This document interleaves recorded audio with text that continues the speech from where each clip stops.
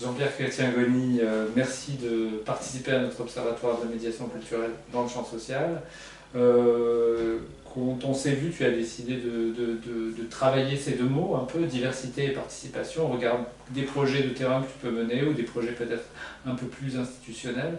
Quels seraient les enjeux en fait aujourd'hui de la question peut-être de la participation, et est-ce qu'on peut le penser avec la question de la diversité ensemble? Voilà, quels seraient... Alors, les enjeux, pour moi, ils sont comment dire, un peu critiques, on va dire.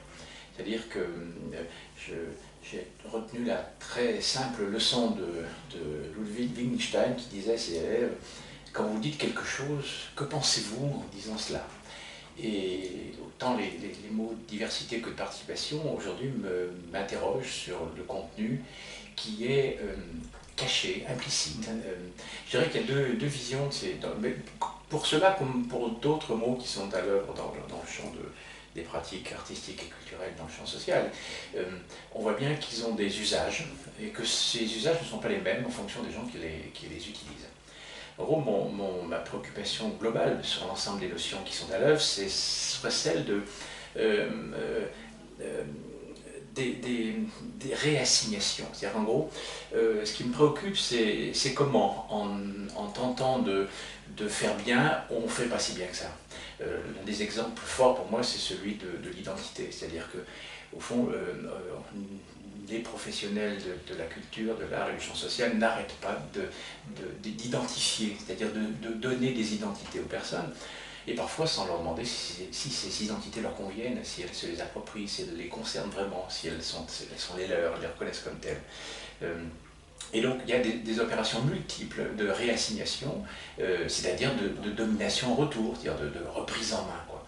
Et en particulier pour la diversité et pour la participation, j'ai ce sentiment assez vif qu'il y a un premier sens qui est plutôt qu'on partagera facilement, où on dit là on revendique vraiment des choses qui sont du point de vue éthique et politique à la hauteur de ce qu'on espère, dans un monde dans lequel on lutte pour précisément que l'autre apparaisse dans ce qu'il est, et la lutte contre les dominations. Et en même temps, j'ai le sentiment qu'il y a des effets retours qui font que ces mêmes notions peuvent être réutilisées, parfois à l'insu de ceux qui les pratiquent, pour reprendre la main sur l'autre, et sur ce fameux autre dont on parle, dont on fait l'objet de nos discours. Alors c'est vrai, c'est assez facilement démontrable sur la participation. On pourra en dire un peu plus long, des choses un peu plus longues parce que ça demande un peu de détails. C'est moins évident sur la question de la diversité, qui fait, j'allais dire, une sorte d'unanimité pour moi un peu suspecte. En gros, j'ai presque un début de combat contre cette notion dans certaines façons de l'utiliser. Pour dire autrement, la diversité dans le monde dans lequel nous sommes est en quelque sorte c'est la catégorie du bazar, de l'autre en vrac, qui au fond nous rappelle que la diversité, c'est toujours la diversité du dominant. C'est-à-dire que c'est moi qui suis blanc, français, européen, etc.,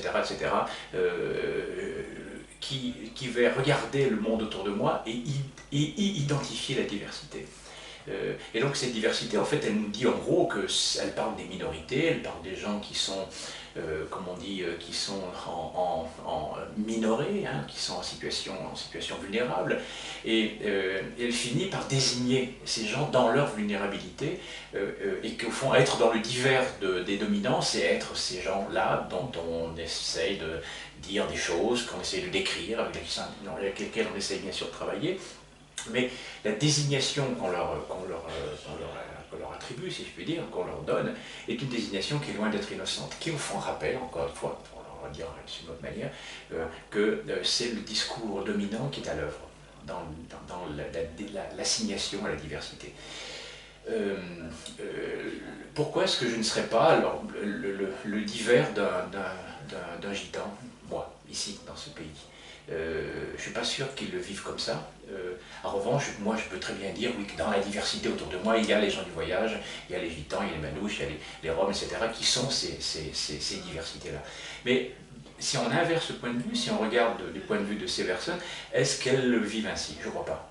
Donc voilà, c'est pas pour aller bien plus loin que ça, c'est juste pour comment dire, inciter à ne pas laisser dormir les notions dans leur confort, dans leur zone de confort, comme on dit, pour se dire il faut qu'on ait une diversité, on a tout dit. En fait, on a non seulement peut-être pas dit grand-chose, donc peut-être qu'on a contribué, qu'on contribue à maintenir le statu quo, c'est-à-dire les choses en l'état. Voilà. Donc c'est cette... c'est ça qui me pique un peu, c'est-à-dire que et surtout quand je vois autour de moi qui utilise les notions de diversité, qui va maintenant se répandre de plus en plus, y compris auprès de personnes et d'acteurs de la politique dont personnellement je ne me sens pas d'une grande proximité.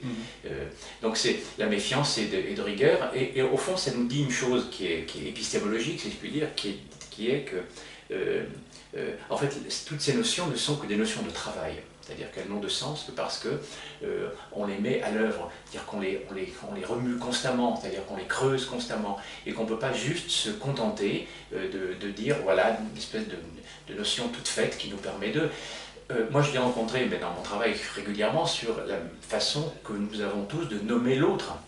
Alors comment on nomme les gens? On parle des exclus, on parle des gens vulnérables, on parle des précaires, on parle des gens en situation de handicap, empêchés, éloignés, absents, enfin le nombre de désignations qu'on a inventées pour décrire cette diversité-là est assez phénoménal. Et il n'y a pas une de ces notions qui n'ait pas été découpée à un moment ou à un autre par l'un ou l'autre des interlocuteurs de ce monde dans lequel nous vivons. C'est-à-dire que, voilà, même éloigné, ça veut dire quoi? Éloigné de quoi? C'est absent de quoi? C'est l'idée de gens qui seraient exclus, exclus non, moi je travaille en prison, ils ne sont pas exclus de la prison, de leur univers, hein. Ils vivent dans leur quartier, ils sont inclus dans leur quartier, ils sont exclus d'un autre monde. Donc toutes ces questions qui sont assez ordinaires, hein, il n'y a pas, je dis rien de très formidable en disant ça, elles sont dangereuses à partir du moment où elles se mettent à dormir, et à devenir des outils un peu de base qu'on n'interroge pas. Et notre travail, il me semble, c'est de ne rien lâcher sur ces interrogations. Voilà à peu près En d'autant plus que tu fais émerger quelque chose qui pourrait rentrer en résonance avec des principes qu'on aborde, c'est de ne pas réduire quelqu'un à son identité, sa condition, ses besoins, ne pas créer une identité présumée toute construite, qui nous conduirait à commettre des erreurs, c'est-à-dire à ne proposer que des spectacles sur l'Afrique à un public d'origine africaine ou subsaharienne, ou que des spectacles sur la toxicomanie à des toxicomanes. Enfin, voilà, ce serait des absurdités. Et il y a une assignation là-dedans, vraiment. Voilà. Je voulais aborder, alors comme ça, après peut-être qu'on va le croiser par rapport à des expériences de terrain, la notion de la participation. Aujourd'hui, elle se pose aussi quasi systématiquement pour certains artistes qui créent des dispositifs de participation. Quel regard tu portes dessus? Est-ce que tu as des expériences à évoquer qui ont particulièrement fonctionné? Est-ce que là on a l'impression aussi que il y a presque une obligation de faire participer le public avec des termes qui commencent à s'épuiser, comme co-construction, etc.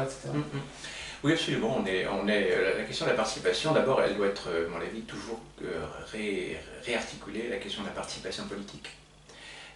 Et là, je pense que la critique des processus dits de participation politique n'est pas sans intérêt pour les questions de participation lorsqu'on est dans le champ de l'art et de la culture. Pour l'élite, là encore, c'est une notion qui est très clairement une notion écran, c'est-à-dire qui est là pour cacher, en tout cas qui n'interroge pas les contenus internes de ce qu'elle raconte. J'aurais juste dire un mot sur la question de la participation politique, c'est quand même assez étonnant. Je parle en particulier des grandes collectivités qui ouvrent la participation aux citoyens pour qu'ils choisissent tel ou tel équipement, pour qu'ils fassent telle ou telle chose dans leur ville. C'est quand même une drôle d'idée, c'est-à-dire c'est de faire porter aux citoyens, après des élections qui ont eu lieu, après qu'un corps politique ait été choisi par quel qu'il soit et quelle que soit la manière dont il l'a été par les citoyens, on leur fait à nouveau porter un choix qui serait le leur et dont les politiques se dédouaneraient. Alors, moi j'ai vu ces questions-là dans pas mal de fils au fond, c'est-à-dire qu'on nous demande de choisir entre aider un équipement culturel ou refaire les trottoirs de la rue dans laquelle on habite. Et en disant, mais de toute façon, c'est votre choix. Et donc, nous y plierons, nous les politiques, c'est vous qui le ferez. D'abord, c'est pour ça qu'on les a élus.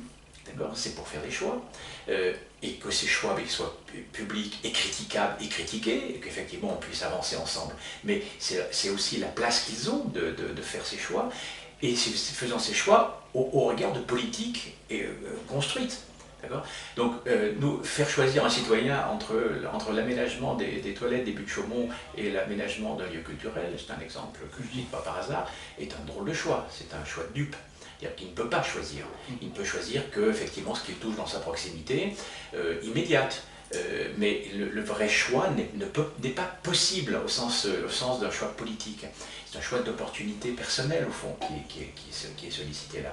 Donc là, déjà là, la question de la participation, elle est un petit peu, pour moi, un peu malmenée, pour le dire comme ça. Et peut-être même illusoire, parce qu'en arrière-plan, on nous fait penser que nous sommes les auteurs des politiques qui sont à l'œuvre. J'ai pas à choisir entre l'éducation et la santé, personnellement. Ou alors allons-y, c'est-à-dire demandons à chaque citoyen de dire où il veut mettre ses impôts. Alors évidemment la participation reste toujours aux marges, mais on voit bien qu'on met en avant cette idée qui serait enfin qu'on donnerait la parole aux citoyens. On ne la donne pas aux citoyens en raison de ce que je viens de dire, on leur donne une parole quand ils ne peuvent rien faire au fond, si ce n'est choisir entre des choses qui ne sont pas politiquement posées. Donc instruisons, et c'est peut-être que l'éducation populaire a un sens fort, instruisons les citoyens pour qu'ils puissent s'organiser et penser ses choix et du coup contribuer à des politiques, mais ce n'est pas simplement en nous demandant de choisir entre les équipements que la participation a du sens. Joëlle Zask, elle raconte d'autre part une chose très, très juste, dans son livre sur les théories de la participation citoyenne, elle dit pour participer en fait c'est trois choses. La première c'est y être. Pour participer à quelque chose, ça demande y être, ça tombe sous le sens, mais ça demande quand même être considéré. La deuxième, c'est contribuer, c'est-à-dire prendre part, donner sa part. Et là, c'est une dimension déjà sur laquelle qui me paraît plus intéressante, c'est comment est-ce que l'on peut faire en sorte que dans le corps social, on puisse positionner les personnes de sorte à ce qu'elles se sentent contribuables, mais pas au sens de elles donnent leur contribution par leurs impôts, mais qu'elles donnent leur contribution à l'édifice social dans lequel elles sont inscrites. Donc c'est comment est-ce qu'on peut produire aider à produire de la contribution. Et le troisième, qui est celui qu'on oublie en général dans la participation, c'est bénéficier d'une part. C'est-à-dire qu'une fois qu'on a participé à un processus de cette nature, quand des décisions ont été prises, des choix ont été faits dans ce processus, alors chacun d'entre nous, chacun des participants, a le droit d'avoir une part. C'est pas par hasard si ce petit bénéfice-là est celui qui est oublié. Alors finalement, cette part peut être totalement symbolique, hein, bien sûr. Mais c'est bien si cette part n'est pas que symbolique, c'est-à-dire s'il y a un effet dans le réel des choix qui sont faits. La question de la contribution, du coup, c'est celle-là pour moi qui ouvre les problématiques de la participation dans la culture. C'est-à-dire, je pense que dans le travail culturel, s'il y a un endroit où la question de la contribution est à l'œuvre de manière décisive, et mise en quelque sorte comme étant le pivot de ce qu'on y fait, c'est bien là. Je pense que, par exemple, pour dire assez radicalement, un artiste est par définition un contributeur radical. C'est quelqu'un dont le travail est de contribuer. À la différence du travailleur social, dont le travail est de réparer. Et au fond, nos actions collectives, elles vivent sur ces deux piliers. Et quand on parle de l'art et de la culture en champ social, elles sont présentes. D'une part, il y a la dimension de la réparation, qui est une dimension de nos sociétés, et c'est bien à ça qu'elles servent aussi, une dimension décisive, puisqu'elles retissent, elles recalent, elles réparent des choses que la nature parfois fait, hein, quelqu'un qui est en situation d'invalidité de naissance, voilà, on a un certain nombre de mécanismes pour l'aider à retrouver, à trouver, donc on tente de réparer quelque chose, mais c'est la même nature sur la question sociale et d'aide sociale. Et de l'autre côté, du côté de la culture, on apprend à contribuer. C'est-à-dire qu'on apprend à se mettre dans une position de contributeur au monde qui nous entoure. Un artiste, si je puis dire, en tout cas une œuvre, est une pure contribution, qui d'ailleurs n'a pas nécessairement de finalité autre que d'être quelque chose qui est posé dans le regard du collectif, et à chacun d'en faire ce qu'il en veut, d'utiliser les représentations qui sont produites pour en produire à son tour d'autres, et contribuer du coup à quelque chose qui va faire, comme on dit globalement, œuvre, mais au sens d'une œuvre sociétale. Donc la notion de contribution, pour moi, c'est au fond, personnellement, dans le rapport à l'art et à la culture, c'est la notion essentielle. C'est-à-dire que quand on invite des gens sur un plateau de théâtre qui ne sont pas ceux qui sont habituellement invités à cette fête, quand on leur fait faire de la musique, quand on produit des ateliers d'écriture dans un certain nombre d'espaces dits de la difficulté, ce qu'on fait, c'est inviter les gens à être contributeurs. Les gens avec qui je travaille, dans de nombreuses situations, ne se vivent pas comme des contributeurs du monde qui les entoure. En gros, le regard qu'ils ont sur eux-mêmes, c'est « je ne sers à rien ». C'est-à-dire que ma présence est inutile au monde. Alors, oui, on va sans doute du coup se recroqueviller sur une utilité de proximité. Oui, je suis utile à mes enfants, je suis utile à ma famille. Mais c'est une utilité qui va rarement au-delà quand elle existe, ce qui n'est pas toujours le cas dans les situations de grande désolation et de grand isolement. L'idée qu'on puisse être un contributeur possible, qu'on puisse être regardé comme contributeur, c'est ce qu'expérimente quelqu'un qui se retrouve pour la première fois sur un plateau de théâtre et qui est applaudi. Et à qui on dit par les applaudissements, tu nous as donné quelque chose, et nous te le rendons. Nous te disons par ces applaudissements que tu nous as donné quelque chose. Et ça éveille le regard des personnes. Mais c'est pas simplement, au fond, c'est pas seulement pour cet acte précis, c'est pour aller bien au-delà. Pour dire à chacun, tu contribues là, mais peut-être que tu peux contribuer ailleurs, et à d'autres moments de ta vie, et dans d'autres circonstances. La créativité universelle dont nous sommes tous porteurs, elle est cette possibilité que nous avons de fabriquer de quelque chose qui va être mis à disposition potentiellement de soi-même, mais aussi de plein d'autres gens. Ça peut être au travers de machines, au travers d'idées, au travers de textes, au travers de plein de choses. Mais que tout à coup, mon existence est productive de quelque chose d'autre que mon propre moi. Et je pense en particulier aux jeunes gens en grande difficulté d'insertion. Ils ont pas du tout ce sentiment qu'ils sont producteurs possibles de quelque chose. En gros, qui sont porteurs de cette compétence-là, ils n'en ont absolument pas l'idée. Ils se vivent, parce que c'est là qu'on les a posés, au contraire comme des consommateurs, c'est-à-dire comme des usagers de production qui sont faites en dehors de leur propre existence. Donc, impliquer quelqu'un dans un processus, quelle que soit la manière qu'on ait de l'impliquer, qui va le porter à faire œuvre parce qu'il va être participer à un livre, écrire des choses, être sur un théâtre, l'amener là, voire, et peut-être parfois parce qu'il va entrer dans un lieu de culture. C'est ça qui va lui tenter de le remettre dans cette posture-là. Donc, pour moi, la participation, elle a de sens, elle a vraiment de sens là, que de sens là. C'est-à-dire que, oui, il faut y être, c'est bien de faire en sorte que les gens y soient, ils peuvent y être de mille manières, de manière très passive, très active, peu importe. Il faut qu'ils y soient. 2, il faut qu'ils y contribuent. Et 3, il faut qu'ils en bénéficient aussi tu parles de l'arrêt de culture, il faut qu'ils en bénéficient d'une façon ou d'une autre. Et symboliquement, c'est sûr, par le regard qu'on va porter sur eux, mais aussi, je pense qu'il y a d'autres à inventer, d'autres bénéfices à tirer de la participation à des ateliers d'écriture, au théâtre, à de la musique, etc., qui ne sont pas simplement la satisfaction symbolique. On se pose aujourd'hui, je trouve que c'est bien normal, la question à un moment de se dire, voilà, quand je fais un spectacle où il y a des gens qui ne sont pas des professionnels, mais où il va se générer de l'économie, pourquoi on ne partagerait pas les choses, Pourquoi est-ce que s'il y a de l'argent en jeu, pourquoi est-ce qu'ils n'auraient pas droit aussi? Alors certes, ce ne sont pas des professionnels, mais d'abord certains le deviennent, et on a bien le droit de le devenir, tout le monde a le droit de devenir toute chose, d'accord? Donc c'est pas une interdiction. Moi j'ai quelques exemples de gens qui ont fait des trajectoires qui les a conduits à un moment à être rémunérés dans le spectacle, puis ils ont arrêté parce que leur vie les a conduits ailleurs. Mais à un moment ça a été possible. Ils ne sont pas devenus professionnels au sens où ils n'ont pas eu des statuts, mais ils ont eu droit à une rémunération parce que leur contribution était traduisible en termes d'économie. Donc on peut aller jusque-là, et il n'y a pas de souci, ça ne devrait pas mettre en cause les structures sociales et artistiques, les culturelles et artistiques, ça ne devrait pas mettre en cause les professionnalismes, ça n'a rien à voir. Ça met en question le rôle que nous avons les uns et les autres dans les processus auxquels nous sommes invités.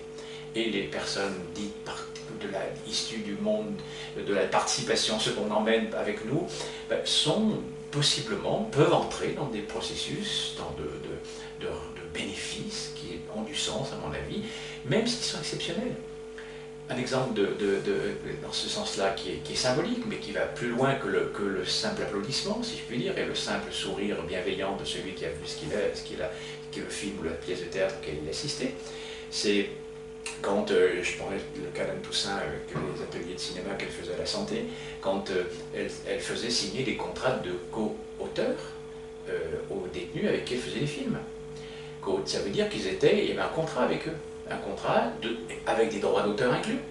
Bien sûr que ces films, alors les films qui étaient faits à la Santé n'avaient pas d'économie spécifique qui leur permettait ensuite de dégager de l'argent pour les auteurs en l'occurrence, mais ça n'est pas rien que de dire hein, qu'il y a un geste précis qui du coup devient un geste politique qui consiste à dire à l'autre tu es co-auteur de ce que nous venons de faire ensemble, du film que nous venons de faire ensemble. On pourrait se poser la même question sur les livres, sur les pièces de théâtre. Quand dans un certain nombre d'expositions de livres, on voit qu'on donne le nom de l'artiste, mais on donne juste les prénoms des personnes qui ont participé. D'abord, est-ce que c'est leur choix de ne pas donner leur nom? Je ne suis pas certain. Et même s'ils n'ont pas le droit, ils n'auraient pas le droit, ce qui est toujours à vérifier qu'on n'a pas le droit de mettre son nom sur les œuvres, hein, même en prison. Il y a toujours la possibilité très courante chez les artistes de l'absodonymie. Pourquoi est-ce qu'on ne les interroge pas? Tu veux t'appeler comment dans le film, sur la pièce de théâtre, on te nomme comment? C'est toi qui dois savoir, qui dois nous dire, mais tu ne peux pas ne pas être nommé, tu ne peux pas être simplement un prénom. Parce qu'encore une fois, dans ce joli petit cercle, il y a l'artiste et les autres. Et il est, lui, dans les autres, hein, il est dans la diversité, hein, il est dans les autres. Les autres ont un nom, et un nom dont ils sont porteurs, qu'ils ont le droit de choisir. Donc ça aussi, ce sont des endroits où le bénéfice à tirer de ce que l'on fait est considérable. Certes, là, est symbolique, mais plus que ça, puisque ça va jusqu'à la signature potentielle d'un contrat qu'on peut avoir avec les gens. Et là, on a beaucoup à progresser. Parce que je pense que dans le rapport entre les artistes et les personnes qui entrent dans les jeux de participation, il n'y a pas que de la dissymétrie. C'est normal qu'il y ait de la dissymétrie, puisque l'artiste est porteur d'un savoir-faire, d'une histoire, d'un désir. Mais il y a plus que ça. Il y a plus que ça au sens, il y a quand même, toujours, souvent, de la domination qui demeure. Ah, oui. C'est-à-dire que ça reste quand même mon œuvre, ça reste quand même le travail que j'ai fait. Et beaucoup d'artistes ont beaucoup de mal à faire appel au 8e des droits culturels, qui est celui de droit de coopérer. Est-ce que vous interrogez les gens sur le sujet que vous avez travaillé? Est-ce que vous interrogez les gens sur les façons? Et est-ce que les interroger, ce serait mettre en question votre place? Voilà, tout ça fait partie de tout ce qu'il faut aller gratter dans les conceptions de la participation aujourd'hui, qui, si elle est acquise à plein d'endroits, elle demeure quand même à questionner concrètement sur la façon de faire. Donc j'entends bien du coup que les critiques portées sur la participation comme étant une prescription, si elles sont vécues comme des prescriptions, ça veut dire que les gens ont tout faux. C'est-à-dire qu'on n'a pas compris de quoi il s'agissait. La prescription, il ne peut pas y avoir de prescription dans cette affaire-là. Ce n'est pas qu'un choix un choix volontaire d'un artiste ou d'une équipe artistique de dire nous allons nous positionner dans cet espace de création, dans cette manière de faire, avec les règles qui doivent être à l'œuvre dans la réflexion sur cette manière de faire. Ça ne peut pas être un truc en disant il nous faut des gens sur les plateaux.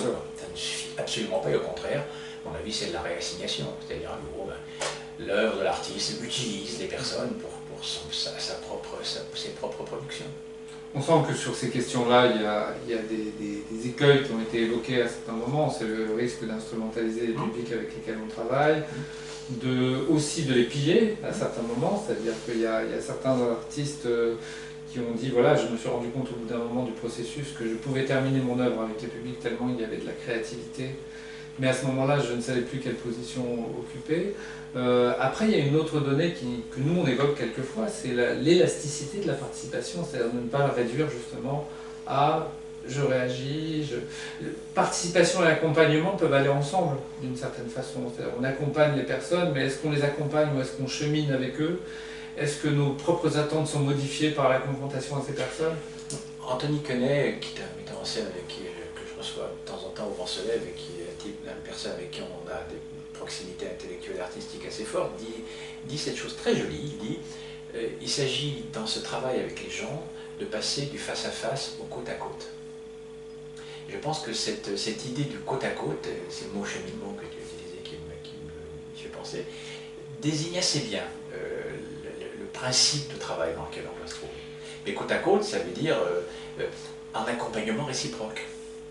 C'est-à-dire, je pense que les patients avec qui je travaille, ou les détenus, participent aussi de mon propre accompagnement. Cette domination qu'on a quand même de savoir un peu toujours à la place des autres, un petit peu mieux qu'eux, comme si on avait eu une vie un tout petit peu plus instruite sur la manière de faire, et parfois préoccupante. À partir du moment où je suis avec quelqu'un dont je n'ai pas besoin, si je puis dire, qu'est-ce que je fais avec lui? Donc la question des mutualités, des réciprocités, mais des vraies réciprocités, c'est-à-dire effectivement se dire là je ne sais pas, je deviens dépendant de ce que toi tu vas faire, de ce que tu vas faire sur le plateau, de ce que tu vas dire. Je travaille en ce moment avec des vieux migrants, des gens qui sont ce qu'on appelle les Shibani, qui ont 70, un peu plus de 70 ans, 80 ans, dans des foyers de travailleurs. Et on s'est mis à faire du théâtre avec eux. Mais c'est quelle leçon, je veux dire, parce que d'abord, au début, ils n'ont pas envie de ça. C'est-à-dire que le désir, c'était le mien. Il faut bien à un moment le reconnaître, l'origine du désir, d'accord? Ça ne veut pas dire qu'ils n'en ont pas. Ça veut dire qu'à un moment, il va falloir qu'on mette au travail nos désirs réciproques. Et mon boulot, c'est d'éveiller du désir, comme pour eux, c'était de transformer le mien. Dans un sens qui en avait pour eux. Donc ce qu'on a observé après quelques mois, c'est la nécessité, par exemple, d'une friction dans le temps. Voilà, le côte à côte, c'est pas de l'intervention. Et ça, on a été, à mon avis, très, très marqué par cette notion d'intervention de l'art et de la culture. Oui, le mot est... Bon, on arrive, bon, on intervient. Non, on entre en lien. On fait du ensemble tout à coup. Hein. Alors, mon partage aussi est toujours un peu compliqué, sur un tout petit côté un peu on parlait de création partagée à un moment. Voilà, voilà. Moi j'en parle encore parce que je n'ai pas trouvé, on parle de création négociée, enfin, il y a plein de mots encore une fois pour tenter de dire, on essaye d'être dans cette parité de l'action, sans être dans la confusion des places, hein, c'est clair. Hein. Mais ces hommes dont je parlais à l'instant nous ont appris, nous apprennent tous les jours une façon de faire théâtre, alors qui est compliquée parce que parfois c'est des temporalités scénographiques un peu particulières. Le dernier travail qu'on a fait durait près de 2 heures. Au regard des canons, des conventions habituelles du théâtre rapide, il faut être efficace, au théâtre du diable c'est l'ennui, etc. Il ne voulait pas aller au-delà d'un certain rythme. On avait choisi dans la scène qui était proposée qu'ils fassent la cuisine, parce qu'ils font la cuisine dans leur vie, c'est notre cuisine. Et donc le spectacle se passe dans une sorte de maison où ils sont là, ils épluchent les légumes, ils font la soupe. On prend le temps de la soupe, quoi. Et quand un des comédiens arrive avec sa voracité de comédien, il a été élevé pour ça, si je puis dire, hein, et c'est bien ce qu'on lui demande, pour rentrer là-dedans, pour mettre du jeu, pour improviser, et qu'il se trouve dans cette scène, il demande d'être accueilli par ces vieux messieurs parce qu'il a faim, on lui sert à manger. Évidemment, le comédien commence à manger et aussitôt enchaîne, hein, c'est le travail du comédien. Et les vieux messieurs lui disent « Prends le temps de manger. » « Non, non, on parle après. » Donc il y a tout un moment dans la scène où il va déguster son plat avec le feu au ventre, si je puis dire, je parle du comédien, parce qu'il a envie d'avancer, il a envie d'y aller. Ce n'est pas leur cas. Alors peu à peu, ils comprennent que voilà, il va falloir trouver autre, parce qu'il y a des gens qui regardent comment ça se passe. Mais tout ça est extrêmement intéressant pour nous. C'est-à-dire que la question de l'efficacité du jeu, qui est une espèce d'injonction qu'on a comme ça, est mise en question là, pour ouvrir des perspectives, vraiment en plus des perspectives théâtrales, on va dire. Et c'est là que je pense que s'il y a partage, il y a aussi partage en ce sens que les personnes qu'on accueille dans les créations, évidemment, découvrent des choses inouïes pour elles, découvrent des compétences qu'elles ont, qu'elles ne connaissaient pas, plein de choses. Mais nous découvrons avec elles comment nos pratiques artistiques sont susceptibles de se transformer. En tant que telles, pas en tant qu'art qui serait appliqué à je ne sais quoi. C'est pour moi ce qui se joue. À ma façon, humblement, on ne révolutionne rien, c'est ce qui se joue là dans mes pratiques, c'est ma manière de faire théâtre, comme homme de théâtre. De la même manière que se joue pour l'ensemble d'entre nous notre manière d'être hommes et femmes dans le monde qui est le nôtre. Mais tout ça, ce sont des questions qui sont à la fois communes et qui se renvoient l'une à l'autre. Et que la mutualisation, c'est pas simplement le partage d'un espace, c'est pas le partage d'un projet, c'est le partage de bien plus que ça. C'est une expérience qui est bien plus intéressante, lorsqu'elle est assez radicale, qui est bien plus intéressante que ça. Moi, j'ai parlé de voracité tout à l'heure, mais j'ai écrit un texte il n'y a pas très longtemps là-dessus, en me disant, nous devons nous battre contre la voracité du théâtre. Je parle de ma pratique à moi. C'est-à-dire notre manière d'entrer dans ces espaces-là, d'entrer dans le jeu, d'embarquer les gens dans les improvisations, en les bousculant parfois. C'est intéressant qu'il le soit, mais nous devons aussi être attentifs sur les plateaux à écouter ce qui se produit, à écouter cette lenteur, à écouter ce tissu d'humanité qui est en face de nous, et que nous ne devons pas capturer, mais plus que capturer, nous ne devons pas le dévorer. Capturer, c'est déjà une chose, dévorer, c'est pire encore. Et je sens que dans nos injonctions à nous, dans notre manière de faire, nous sommes dressés pour ça. Oui. Parce que c'est extrêmement intéressant, et parce qu'on peut se laisser se plier à cet intérêt en se disant je vais capitaliser cela pour un autre... Alors c'est passionnant, abordons la question du théâtre. Là tu mènes plusieurs actions, c'est-à-dire aussi bien, on s'est connu à une période où tu travaillais beaucoup dans les prisons, tu regrettais d'avoir donné ton portable à certains détenus parce qu'ils t'appelaient tout le temps. Après, dans le domaine du soin, aussi Le Vent se lève, est-ce qu'on peut revenir, tu peux présenter un petit peu et dire quelle est la spécificité? Alors, Le Vent se lève, se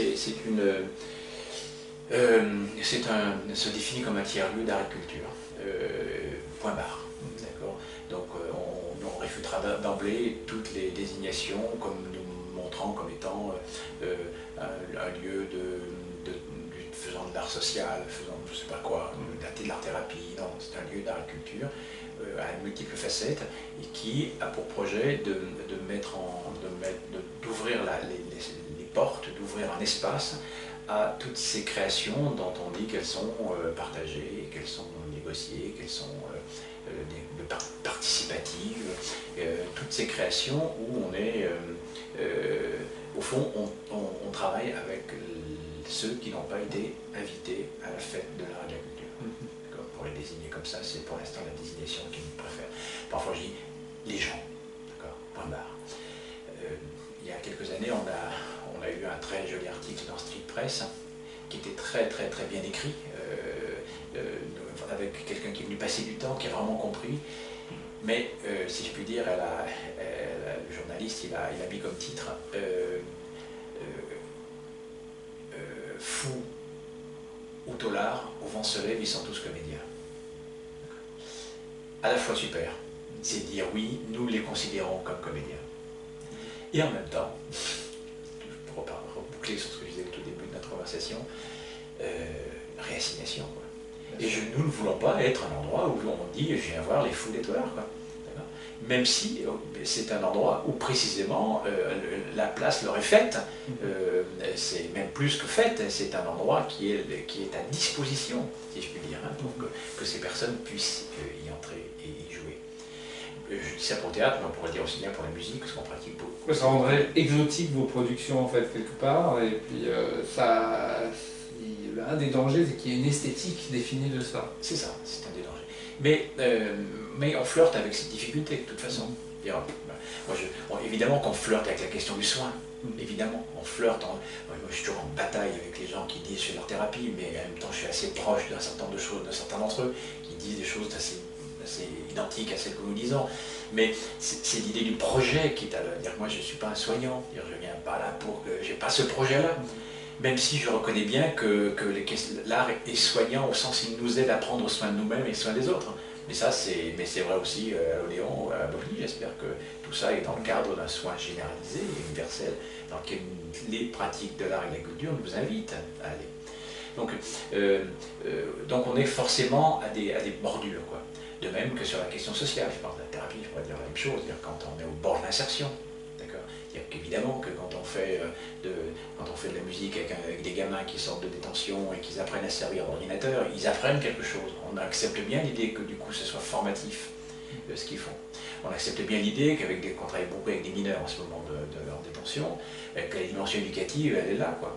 Mais ça me dit plutôt que toutes ces dimensions sont en fait constamment incluses dans la problématique de l'art et de la culture.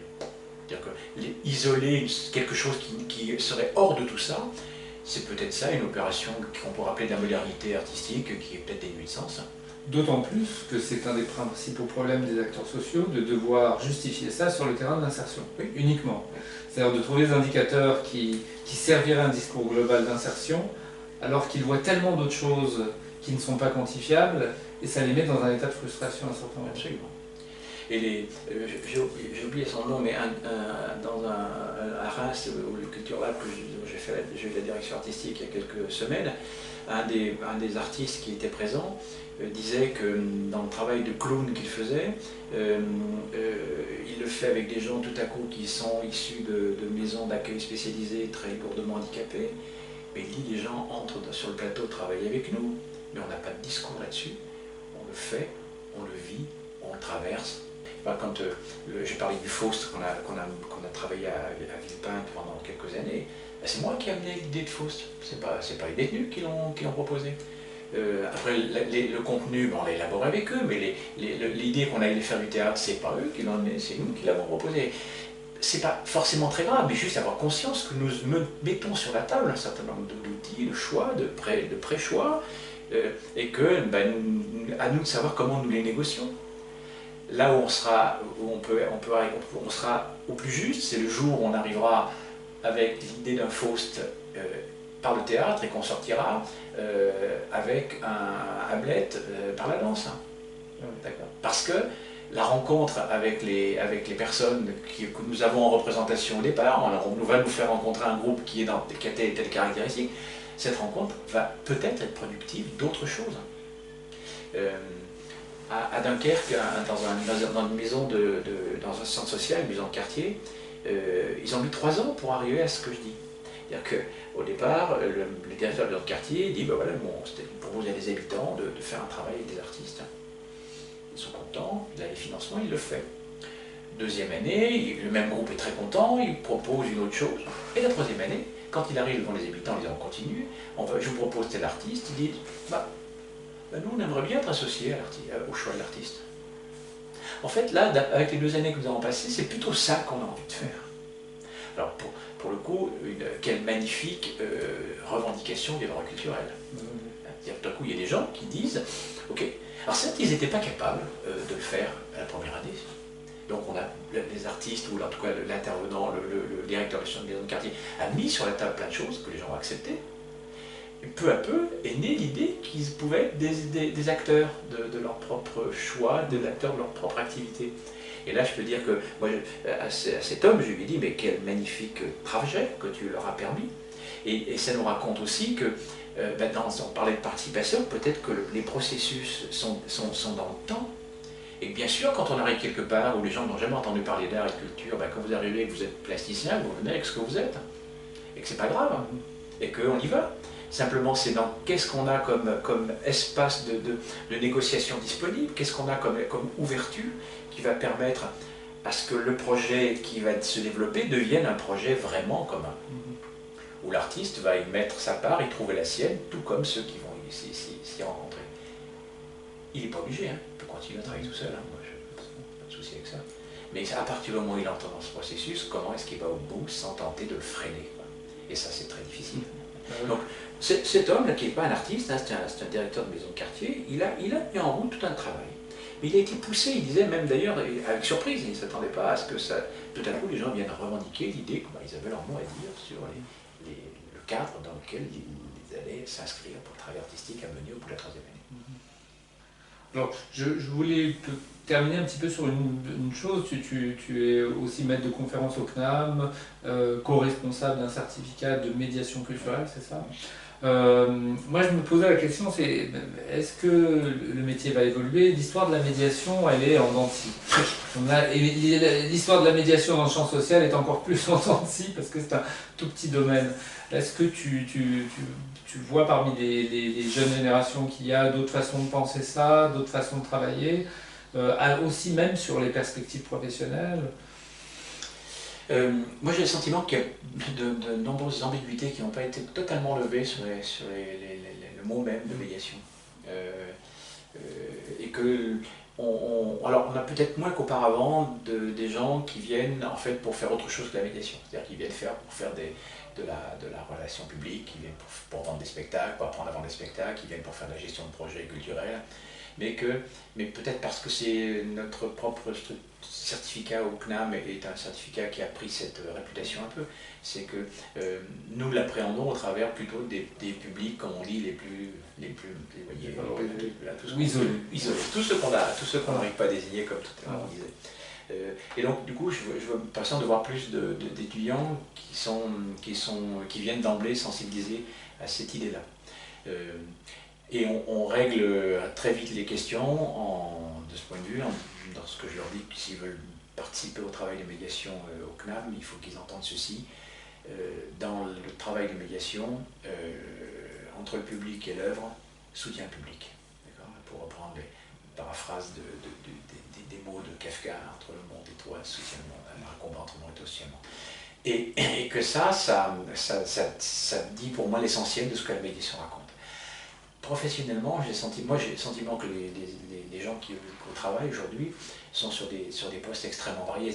Pour ça d'ailleurs qu'on avait choisi, que ce n'est pas forcément nommé comme ça. On a choisi de faire un certificat de compétence en médiation culturelle justement pour désigner ça. C'est-à-dire que ce qu'on forme, c'est à cette compétence-là, mais cette compétence, elle va pouvoir se retrouver. Je pense qu'il y a des profs qui sont excellents médiateurs. Il y a des travailleurs sociaux qui sont excellents médiateurs. On a eu beaucoup de travailleurs sociaux qui sont venus d'assistantes sociales, qui ont voulu se doter de cette compétence, mais au fond, elles sont toujours assistantes sociales, sauf qu'elles le font différemment. Je me souviens très bien d'ailleurs d'une des premières qui était une correspondante culture du cœur dans sa structure. Elle était venue à partir de ça pour se dire ça ne me suffit pas de dire madame, comment est-ce que je peux, moi j'ai envie d'aller avec les gens au spectacle, mais en fait c'est compliqué, est-ce que j'ai le droit, c'est possible, qu'est-ce que ça veut dire, est-ce que ça fait partie de ce qu'on appelle la médiation? Donc elle était venue confirmer tout ce qu'elle présentait. Donc est-ce que ça a beaucoup bougé? Moi j'ai le sentiment qu'il y a une relative dilution de la notion. Oui. Avec des évolutions très ambiguës, c'est-à-dire que des artistes font la médiation, créent des dispositifs de médiation. Quelle sera la place du médiateur si les artistes inventent des dispositifs avec de l'esthétique, de la participation, une théorisation autour de cela, etc. Donc on peut se poser la question, c'est-à-dire qu'en effet, je pense on les apprend à être agiles en fait. C'est ça. Mais est-ce qu'il n'y aurait pas de la conception de la médiation comme il en a été la conception de la communication? J'ai l'impression que la notion elle-même s'est totalement diluée. C'est-à-dire que ça suffit plus. Quand on dit communication, on sait bien qu'on ne dit plus grand-chose aujourd'hui. Qu'on peut désigner des métiers très différents, des fonctions très différentes dans les organisations. Peut-être que c'est la même chose sur la question de la médiation. C'est-à-dire que de temps en temps, on voit apparaître un médiateur parce qu'il est dans un musée. Et qui fait en fait de la médiation vis-à-vis d'un ensemble d'œuvres dans une salle avec des outils pédagogiques pour les élèves qui viennent ou les gens qui viennent. Et c'est une conception étroite et qui est pour moi la plus intéressante. Et donc l'extension de cette notion de médiation, elle est peut-être saine. C'est-à-dire que, parce que ce qui est en jeu dans la médiation est beaucoup plus large que simplement le simple rapport à l'œuvre. Et c'est aussi parce qu'il y a tout un travail qui, à mon avis, fait partie de la charge des droits culturels aujourd'hui, c'est de ne pas s'arrêter à l'accès à la culture. Et à partir du moment où on consent à se dire que la question n'est pas juste d'y accéder, mais que les cultures se tissent, se créolisent, s'échangent, et comment on va faire tout ça, alors l'idée de la médiation change complètement. Alors comment on se forme à ça? Comment est-ce que c'est des formations qui vont désigner des métiers? Je ne crois pas. Donc, je crois que de plus en plus, c'est cette idée que ça se déploie, que la médiation est une relation, un mode de relation qu'on établit entre des hétérogénéités, pour le dire de manière un peu abstraite. C'est-à-dire que, ben oui, il y a des hétérogénéités entre les choses produites par les artistes, avec le patrimoine, et puis les gens qui vont les voir ou ne pas les voir. Comment est-ce que ces hétérogénéités, on les réduit, on les transforme, on les refait, si je puis dire. J'ai en tête une dame dans un petit film qui a été fait par le Centre social de Thionville, qui était assez drôle. Elle sort du musée d'art contemporain, et puis c'est des gens qui s'auto-interviewent, et donc une de ses camarades pointe la caméra vers elle, dit « Alors, qu'est-ce que tu as pensé de la sculpture de Monsieur Calder là ?» Elle dit ben, c'était moche, hein, mais j'ai beaucoup aimé. » Voilà. Moi j'ai dit « Très beau, très joli. » Tellement de choses sont dites, arriver à dire c'est moche et j'ai beaucoup aimé. Je ne sais pas si elle a totalement compris ce qu'elle disait, mais cette épreuve-là qu'elle a traversée, pour moi, est une épreuve assez décisive. Ah oui, bien sûr. Donc c'est dire là qu'elle avait touché du doigt l'endroit où elle était en rupture, quoi. Ça ne passait pas, et en même temps quelque chose est passé. Donc voilà, pour moi c'est assez symbolique de ce que la médiation peut vouloir dire aujourd'hui dans ce qu'elle nous... pour sortir tout simplement de l'ouverture des portes des musées et des théâtres. C'est d'autant plus passionnant que nous, sur le film Mulholland Drive de David Lynch, on a eu des retours, plusieurs, de personnes qui disaient « Je n'ai rien compris, mais j'ai adoré ». Voilà. Cette question-là. Jean-Pierre, merci beaucoup Jean-Pierre pour avoir participé à ces deux mots. Merci, voilà. à vous. Et puis à très bientôt.